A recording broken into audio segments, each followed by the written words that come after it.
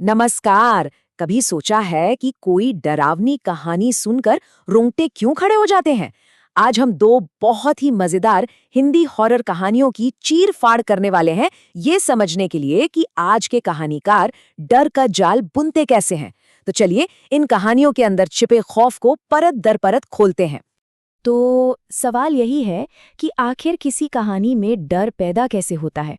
हम सिर्फ कहानी सुनने वाले नहीं हैं। नहीं नहीं, हम तो एक सर्जन की तरह डर की पूरी एनाटॉमी को समझने वाले हैं। मतलब वो कौन सी नसें हैं, वो कौन से ट्रिक्स हैं जिन्हें दबा के कहानी हमारे अंदर एक अनजाना सा खौफ भर देती है। तो किसी भी भयानक सफर की एक शुरुआत होती है, एक पहला कदम। तो चलिए देखते हैं कि वो पहली चुनौती क्या थी और वो पहला सौदा क्या था जिसने हमारे दोनों किरदारों को एक ऐसी दुनिया में धकेल दिया जहां से भाई लौटना लगभग नामुमकिन था। तो हमारे सामने है दो किरदार और दोनों ही बिल्कुल अलग अलग रास्तों से एक ही मुसीबत की तरफ बढ़ रहे हैं। एक तरफ है रोहन, जो मानता ही नहीं कि भूत प्रेत होते हैं और अपनी बहादुरी साबित करने निकला है। और दूसरी तरफ है गौरव, एक जुआरी, जो अपनी किस्मत बदलने के लिए सच कहूं तो किसी से भी, यहाँ तक कि शैतान से भी सौदा करने को तैयार बैठा है। देखिए, एक को उसका घमंड खींच रहा है तो दूसरे को उसका लालच। तो देखिए सेटअप कितना दिलचस्प है ना? एक तरफ रोहन है जो मुंबई के एसएनडीटी कॉलेज की एक बदनाम भूताहा बिल्डिंग में एक रात गुजारने की शर्त लगाता है, और दूसरी तरफ गौरव है जो 20 लाख रुपए हारने के बाद इतना हताश है कि लकी नाम के एक आदमी का राज जानने को तैयार है। एक ऐसा आदमी जो कभी हारता नहीं। मतलब एक का इरादा सिर्फ मजाक और दूसरे का मकसद है अपनी जिंदगी बचाना। पर दोनों ही अनजाने में एक ऐसे दरवाजे पर दस्तक दे रहे हैं जिसे कभी खोलना ही नहीं चाहिए था। अब देखते हैं उस दरवाजे के पीछे आखिर है क्या। और अब कहानी पहुंचती है उस मोड़ पर, उस दहलीज पर जिसे पार करने के बाद बस वापसी का कोई रास्ता नहीं बचता। हमारे किरदार अब उस दुनिया में कदम रख चुके हैं जहां क्या सच है और क्या सिर्फ एक वहम, इसके बीच की लाइन बिल्कुल धुंधली हो जाती है। देखिए, किसी भी हॉरर कहानी की जान होती है उसकी जगह, वो लोकेशन, वो माहौल। ये सिर्फ एक बैकग्राउंड नहीं होता, आप समझिए। वो जगह खुद एक किरदार बन जाती है जो अपने अंदर डर को पालती है, उसे जन्म देती है। और यहाँ हमारे पास डर के दो बिल्कुल अलग अलग अखाड़े हैं।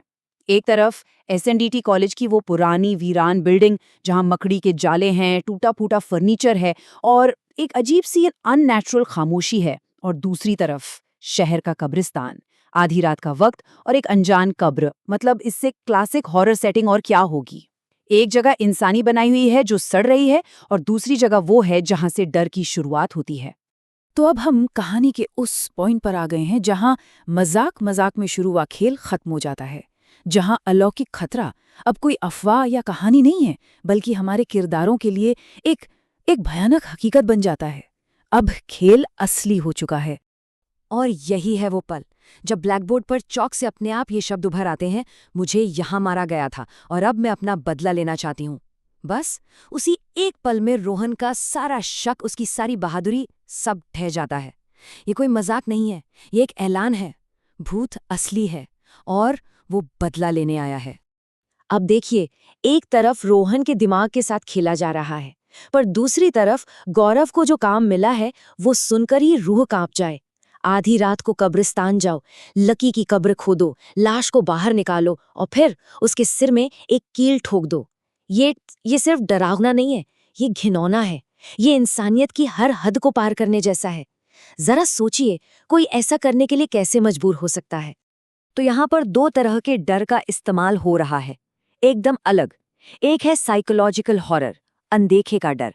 एक ऐसी आत्मा जो बदला चाहती है और वो कहीं भी हो सकती है।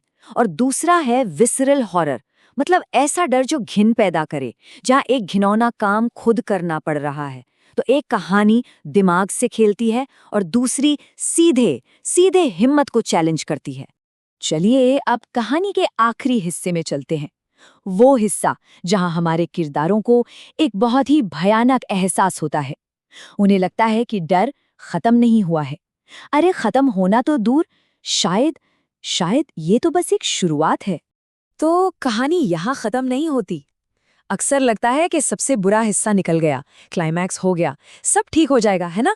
लेकिन नहीं, असली हॉरर क्लाइमैक्स में नहीं, बल्कि उसके बाद जो होता है उसमें छिपा होता है। तो रोहन के साथ क्या होता है? उसे एक क्लासिक हॉन्टिंग का अनुभव होता है। वो देखता है कि एक टीचर का भूत जिसकी चमड़ी गल रही है और आंखें सफेद हैं, उसके दोस्त पर हमला कर रहा है। वो बचाने की कोशिश करता है पर बेहोश हो जाता है, और जब उठता है तो उसकी यादें धुंधली होती हैं। वो उस कॉलेज से तो निकल गया, पर वो भूत वहीं है, हमेशा के लिए, अपने बदले के इंतजार में। लेकिन गौरव की कहानी, ओह, वो बिल्कुल अलग है। वो जब उठता है तो उसे लगता है कि सब एक बुरा सपना था, लेकिन तभी एक आवाज उसे बताती है कि अब तुम लकी हो। एक शैतानी ताकत उसे जुए में किस्मत देगी और बदले में उसका खून लेगी, और अब उसे अगला शिकार ढूंढना होगा जिस पर ये श्राप डाला जा सके। उसने कोई पूजा नहीं की, वो खुद एक श्राप का हिस्सा बन गया है। वो भाग नहीं सकता, क्योंकि डर अब कब्रिस्तान में नहीं, उसके अंदर है। वो खुद एक चलता फिरता हॉरर बन चुका है। तो अब देखिए दोनों का अंजाम कितना अलग है।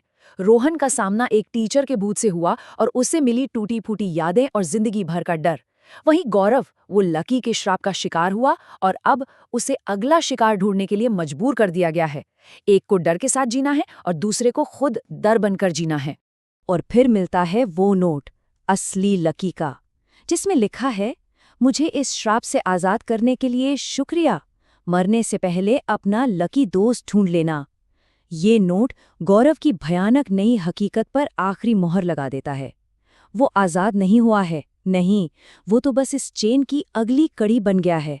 अब उसे किसी और को फंसाना होगा, ठीक वैसे ही जैसे उसे फंसाया गया था। तो आखिर में बस एक ही सवाल बचता है, असली खौफ क्या है? एक भूत जिसे शायद पीछे छोड़ा जा सकता है, या फिर एक श्राप जो हमेशा परछाई की तरह साथ चलता है और धीरे धीरे इंसान को ही राक्षस बना देता है? इस पर जरा सोचिएगा।